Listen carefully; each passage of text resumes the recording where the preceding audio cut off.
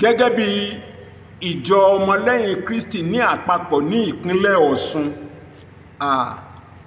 Èmi Rev'd Dr. John Adeleke alága ń sọ pẹ̀lú àwọn ìgbìmọ̀ mi gbogbo bẹ̀rẹ̀ láti rí olùṣọ́-àgùntàn Joseph Káyọ̀dé igbákejì akọ̀wé àgbà fún àgbẹ̀ onígbàgbọ́ ti ìpínlẹ̀ Ọ̀ṣun.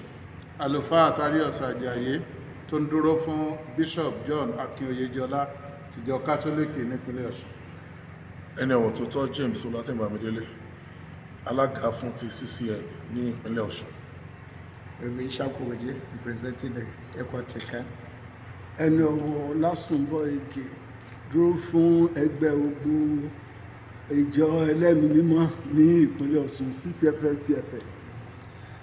Orúkọ tèmi ni Àpọ́sítélì àgbà Ọ̀pádọ̀tún Samson, ẹni tí ó ń ṣojú fún OASC ní ìpínlẹ̀ Ọ̀ṣun, tó ń ṣojú fún Àpọ́sítélì àgbà Ismaila Kọ́láwọlé tí ó jẹ́ alága OASC ní ìpínlẹ̀ Ọ̀ṣun.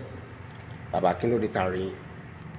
Ìdí tí a ṣe péjọ papọ̀ ní àkókò yìí ni láti sọ fún ìpínlẹ̀ Ọ̀ṣun wípé àlàáfíà ni Jésù mú wá. Níbi tí àlàáfíà bá wà ní ìtẹ̀síwájú máa ń wà. Níbi tí àlàáfíà kò bá sí rògbòdìyàn ló máa ń wà ń bẹ̀.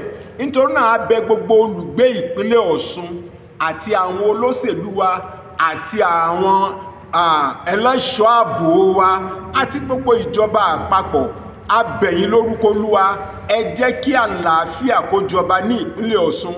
Ní tí a mọ ìpínlẹ̀ Ọ̀ṣun fún ni àlàáfíà. Àlàáfíà yìí là ń gbádùn láti ẹ̀yìn wá. A ò sì fẹ́ rúdurùdu kankan tàbí rògbòdìyàn kankan. Ọlọ́run ò ní ìfẹ́ sí ìtàjẹ̀sílẹ̀.